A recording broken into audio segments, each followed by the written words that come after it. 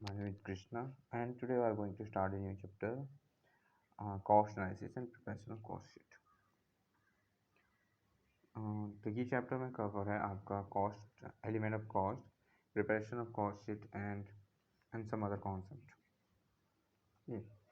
So let's start with the first concept element of cost. Element of cost मतलब एक product को बनाने के लिए हमको क्या क्या कॉस्ट लगता है. फर्स्ट ऑफ ऑल लगता है कि material cost, then labour cost and expenses. जो भी direct material, direct labour and direct expenses लगता है एक प्रोडक्ट को रिलेटेड, उसको हम लोग बोलते हैं डायरेक्ट मटेरियल, उसको बोलते हैं हम लोग प्राइम कॉस्ट. और जो भी indirect material, indirect labour, indirect expenses लगता है उसको बोलते हैं हम लोग ओवरहेड्स. वन बाय वन हम लोग जाएंगे. फर्स्ट क्या होता है प्राइम कॉस्ट. क्या होता है प्राइम कॉस्ट? होता है the combination of direct material, direct labour, direct expense. मतलब जो भी एक प्रोडक्ट बनाने के लिए जो भी डायरेक्ट एक्सपेंसेस लगता है उसको हम लोग बोलते हैं प्राइम कॉस्ट. ये आपका थ्योरी क्वेश्चन में आ सकता है, सो आप लोग इसको अच्छे से समझ जाइए, सो आप आंसर दे पाओगे अच्छे से. सो डायरेक्ट मटेरियल क्या होता है? Those material that can be identifiable in product, then directly they can directly enter in the product from a part of the finished product and can be conveniently measured and directly charged to the product. इसका मतलब क्या होता है? हम एक finish goods को जो भी हम लोग डायरेक्टली आइडेंटिफाई कर सकते हैं प्रोडक्ट फिनिश गुड्स में, उसको हम लोग बोलते हैं डायरेक्ट मटेरियल. तो क्या क्या डायरेक्ट मटेरियल में क्या क्या आता है? All raw material. मतलब एक फिनिश गुड्स को बनाने के लिए जो भी रॉ मटेरियल लगता है वो सब आ जाएगा डायरेक्ट मटेरियल में. Then material specifically purchase for the specific job. For example, मतलब आप एक स्पेसिफिक गुड्स और प्रोडक्ट बनाने के लिए आप ऑर्डर दिए हो, तो वो नॉर्मल गुड्स से जो अदर गुड्स बनता है उससे अलग है थोड़ा. तो आप जो स्पेसिफिकली ऑर्डर किए हो वो कंपनी को ख़रीदना पड़ेगा एक्स्ट्रा. तो उसको वो जो खरीदेगा वो उसका जो कॉस्ट आएगा वो भी डायरेक्ट मटेरियल में आएगा. फॉर एग्जांपल जैसे नाइकी का क्या होता है, कस्टमाइज शूज़ बना सकते हो. तो आपको चाहिए एक different colours, different size, then उसका डिफरेंट डिज़ाइन. तो डिफरेंट डिज़ाइन कलर जो भी आप एक्स्ट्रा चाहते हो शूज़ के ऊपर, तो जो भी एक्स्ट्रा खर्चा लगता है वो सब आ जाएगा डायरेक्ट मटेरियल में. फिर थर्ड वन पार्ट और कंपोनेंट परचेस और प्रोसीड. इसका मतलब ये होता है कि जो भी एक गुड्स के साथ जो भी एसोसिएट होता है, मतलब जो भी जुड़ा रहता है उसको पार्ट्स, कंपोनेंट वगैरह, वो भी डायरेक्ट मटेरियल में आएगा. The next one primary packaging material. Primary packaging material basically होता है कि एक आप गुड्स बना रहे हो, जैसे बिस्किट होता है, टूथपेस्ट होता है, हम लोग उसको डायरेक्टली सेल नहीं कर सकते एज इट इज़. तो हम लोग उसके ऊपर एक रैपर लगाते हैं, प्लास्टिक का रैपर. तो हम लोग क्या करेंगे, उसको सेल कर पाएंगे.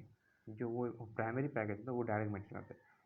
फिर जब हम लोग उसको बेचने के टाइम हम लोग उसको कुछ बैग देते हैं, पॉलीथीन बैग हो गया और आपका पेपर का बैग होता है, वो आ जाएगा सेकेंडरी मटेरियल और वो इनडायरेक्ट एक्सपेंस में आएगा. लेकिन जो प्राइमरी पैकेजिंग होता है, जैसे उसका रैपर हो गया, टूथपेस्ट का पैकेट हो गया, कोकोनट मतलब ऑयल, कोकोनट ऑयल आता है, उसका जो पैकेट होता है और जो डब्बा रहता है वो भी आ जाए, वो प्राइमरी पैकेजिंग में. तो वो उसको डायरेक्ट मटेरियल हम लोग कंसिडर करेंगे. ओके. कुछ उसको डायरेक्ट मटेरियल का कुछ एक्सेप्शन है. इसका मतलब क्या होता है, ये भले ही फिनिश कोर्स में लगे रहेगा लेकिन हम लोग उसको डायरेक्ट मटेरियल कंसिडर नहीं करेंगे क्योंकि उसका वॉल्यूम कम होगा और उसका वैल्यू भी कम होगा. जैसे यहाँ पे दिया है, नेल्स दिया है, फिर थ्रेड दिया है. ये क्या होता है, इसका वैल्यू कम होता है, इसलिए हम लोग उसको डायरेक्ट मटेरियल में कंसिडर नहीं करेंगे. फिर next one direct labour. Direct labour क्या होता है? Direct labor is all labor expected in altering the construction, composition, con- conformation or condition of a product. In simple words, it is that labor which can be conveniently identified or attributed wholly to a particular job, product or process, or expended in converting raw material into finished goods. इसका example दिया. तो direct labour का मतलब क्या होता है, जो labour cost मतलब वेजेस और सैलरी हम लोग पे करें लेबर को to convert the raw material into a finish goods, और वो जो कॉस्ट लगे रहेगा वो हम लोग आइडेंटिफाई कर पा रहे हैं, मतलब उसको ढूंढ पा रहे हैं कितना खर्चा लगा है, कितना सैलरी हम लोग और वेजेस सैलरी दी हैं, उसको बोलते हैं डायरेक्ट लेबर कॉस्ट। इसमें क्या क्या आता है, मतलब कौन कौन सा लेबर आएंगे जो उसको हम लोग सैलरी पे कर देंगे, वो सैलरी हम लोग का डायरेक्ट लेबर में आएगा, जिससे जो एक्चुअल प्रोडक्शन में है, जो लेबर एक्चुअल प्रोडक्शन में काम कर रहे हैं। फिर labour engage in adding the manufacturing by way of supervision maintenance.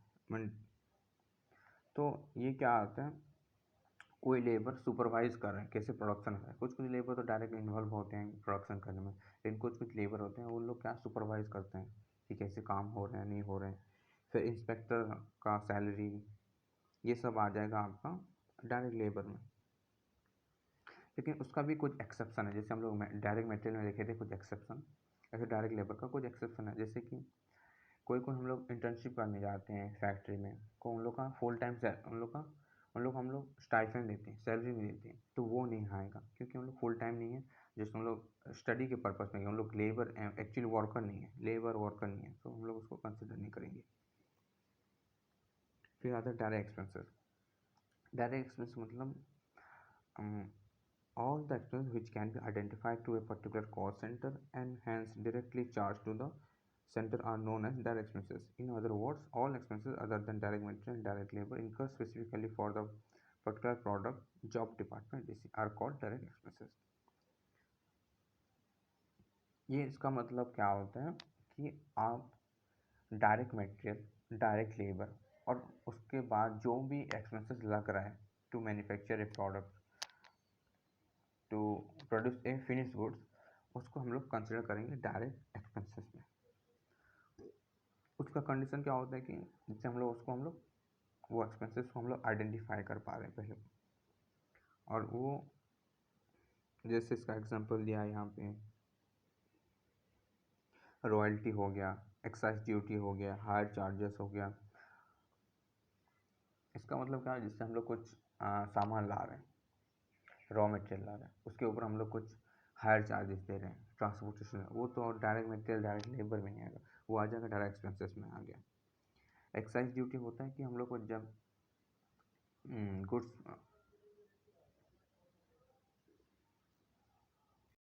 जब हम पहले ही एक्साइज ड्यूटी लगता था, जैसे हम लोग कुछ गुड्स मैन्युफैक्चर करते हैं तो उसके हम लोग उसके ऊपर हम लोग एक्साइज ड्यूटी देना पड़ता था। ये सब आ जाएगा डायरेक्ट एक्सपेंसेस में। फिर हम लोग ये जो चार्ट है उसके थ्रू हम लोग समझेंगे एक्चुअली कॉस्ट का बाइफर्केशन कैसे हुआ है, किसको प्राइम कॉस्ट बोलते हैं, किसको ओवरहेड बोलते हैं, ये ऑलरेडी हम लोग देख चुके हैं जस्ट एज ए ओवरव्यू। तो आपका direct material, direct labour and direct expenses होता है prime cost. Other than direct material, direct labour, direct expenses, उसको बोलते हैं ओवरहेड। तो यहाँ पे हम लोग दो चीज़ सीखें, एक तो प्राइम कॉस्ट किसको बोलते हैं, दूसरा बोलते हैं किसको ओवरहेड किसको बोलते हैं। नेक्स्ट, तो अभी हम लोग समझेंगे ओवरहेड और इनडायरेक्ट मटेरियल, लेबर और एक्सपेंसेस क्या होता है। Overhead may be defined as the aggregate of the cost of indirect material, indirect labor and indirect expenses। जैसे मैंने अभी बोला आपको, जो भी इनडायरेक्ट होता है मटेरियल, लेबर और एक्सपेंसेस, उसको ऐड करेंगे तो वो आ जाएगा overhead. Overhead includes all the item of the cost other than direct cost. In general, overhead comprise all the expenses incurred for or in connection with the whole of the organization or part of the undertaking. It includes the cost of operating supplies and service and the cost of maintaining capital asset. Overheads may be further be subdivided into groups। तो क्या होता है, overhead जो भी होता है, जो पहले तो इनडायरेक्ट एक्सपेंसेस होता है, मतलब डायरेक्ट को छोड़कर जो भी एक्सपेंसेस लगा है उसको ओवरहेड बोलेंगे। जैसे हम लोग एक मशीन बनाए, हाँ मशीन परचेज की और बनाए, फिक्स एसेट, तो उसको ओवर द ईयर क्या करना, हम लोग को उसको मेंटेन करके रखना पड़ेगा। जो हम लोग मेंटेन करके रखेंगे उसके कुछ ऑयलिंग, ग्रीसिंग, उसका हर साल हमको उसको मेंटेन करके रखना पड़ेगा, तो कुछ एक्सपेंसेस लेगा, वो एक्सपेंसेस होता है ओवरहेड में आता है। ठीक है, तो टाइप ऑफ ओवरहेड अभी देखेंगे। There are 5 type of overheads. Manufacturing overhead, manufacturing overhead मतलब जो मैन्युफैक्चरिंग के टाइम में जो भी इनडायरेक्ट एक्सपेंसेस लगता है उसको बोलते हैं मैन्युफैक्चरिंग ओवरहेड। फिर एडमिनिस्ट्रेटिव ओवरहेड, इसका मतलब क्या होता है, जैसे हम लोग गुड्स बना लिए और उसको हम लोग अभी सेंड करते अपना शोरूम पे।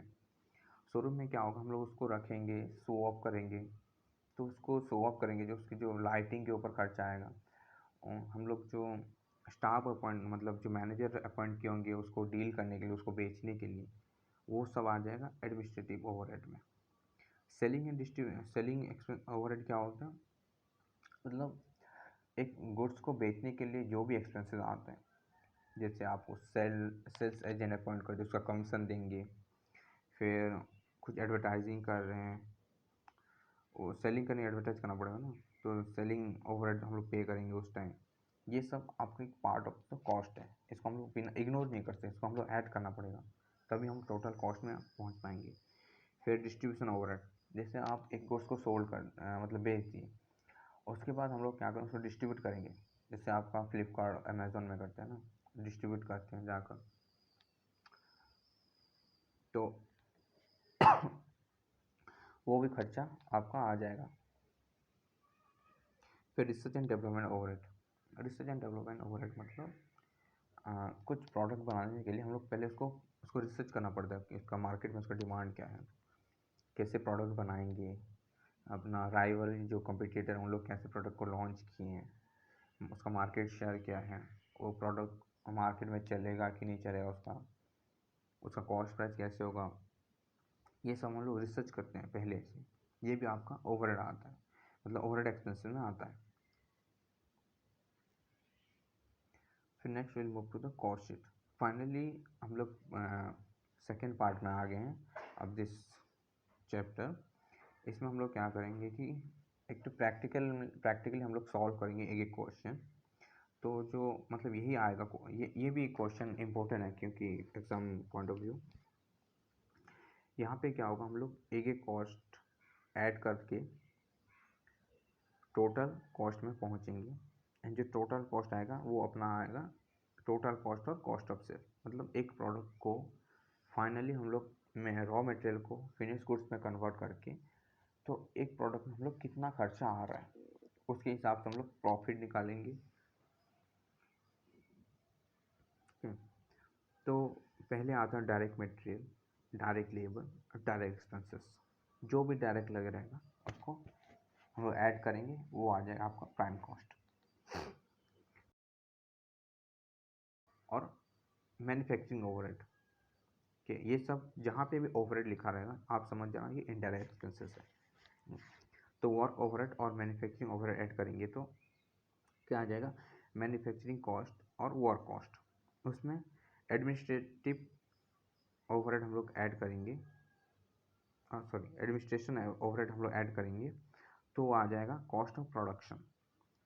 कॉस्ट ऑफ प्रोडक्शन में हम लोग फिर ऐड करेंगे सेलिंग एंड डिस्ट्रीब्यूशन ओवरहेड, तो आ जाएगा आपका टोटल कॉस्ट ऑफ सेल्स। उसमें हम लोग प्रॉफिट ऐड करेंगे तो आ जाएगा सेल्स प्राइस। ओके, ये परफॉर्मा एक बार आप नेक्स्ट क्लास आने से एक बार याद कर लेना, क्योंकि हम लोग जब प्रैक्टिकल चालू करेंगे तो ये बहुत यूज होगा, आपका ये टर्म भी यूज होगा और ये टेबल भी बहुत फ्रिक्वेंटली यूज होगा। आप टेंशन मत लीजिए, ये बहुत मतलब 4-5 क्वेश्चन में जैसे सॉल्व करते जाएंगे आपको यूज टू हो जाओगे और ये ईजी लगेगा और एग्ज़ाम में भी अच्छे से बन जाएगा। फिर ये आपका मैं जस्ट गो थ्रू करने के लिए, क्योंकि इससे आप जितना फ्रेंडली होगे उतना यूज टू होगे तो आप क्वेश्चन बना पाओगे अच्छे से। तो प्राइम कॉस्ट क्या होता है, direct material, direct labour, direct expenses. Then factory cost क्या होता है, प्राइम कॉस्ट प्लस वर्क और factory cost. Then cost of production क्या होता है, cost work cost plus administration overhead. फिर आता है टोटल कॉस्ट और cost of sales. Cost of production plus selling and distribution overhead. आप खुद एक बार इसे गो थ्रू करके समझ सकते हो।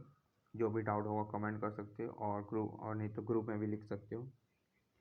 ये जस्ट आपका अंडरस्टैंडिंग के लिए मैं ये टोटल कॉस्ट का चार्ट दिया हूँ, तो आपको ईजी होगा। Thank you.